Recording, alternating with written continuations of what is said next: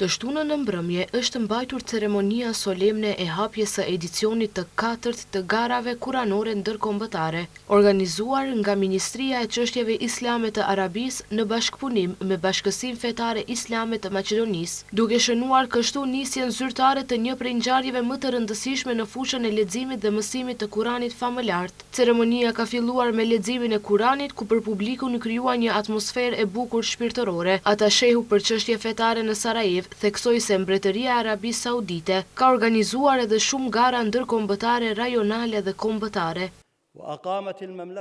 Gjithashtu Mbretëria ka organizuar shumë gara ndërkombëtare rajonale dhe kombëtare në fushën e memorizimit, leximit, texhvidit dhe komentimit të Kuranit fisnik, duke ndarë çmimet e denja për madhështinë e librit të Allahut. Ndër këto gara bën pjesë edhe kjo garë në të cilën ndodhemi. Kryetari i BFI-s, Shaqir Fetahu, tha se bashkëpunimi i bërë është dëshmi se Kurani vazhdon të jetë një urë që lidh popull, kultura dhe shoqëri.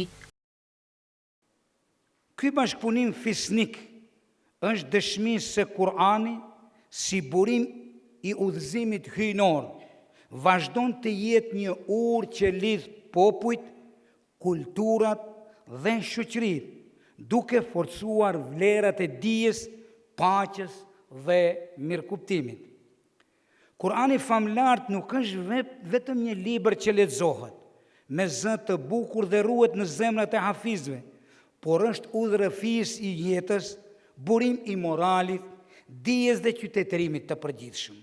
Ka garues që marrin pjesë për herë të parë dhe të tjerë për të tretën ose të katërtën herë. Për ata, Kurani është drita e jetës. Për më garu, e por, së di. E emocionum. Kjo është hera tretë. Po në fillim ka qenë pak më vështirë sepse ka qenë hera, por tashti kam pak më lehtë. Kurani është drita e jetës sepse gjithashtu i ka rregullat e jetës dhe është gjithçka për mua. Unë Kurani nuk di shumë, por kam ndoshta që 4 vjet. Në ndjenjë është e papërshkueshme sepse gjithmonë ke dëshirë që të lexosh sa më shumë. Po, mendoj që dhe të garoj me shumë gjuza. Gara e organizuar do të mbahet 3 ditë radhazi dhe pritet të përfundojë më 28 korrik, gjithashtu me një ceremoni përmbyllëse ku do të shkëmbehen dhurata dhe mirënjohje për garuesit.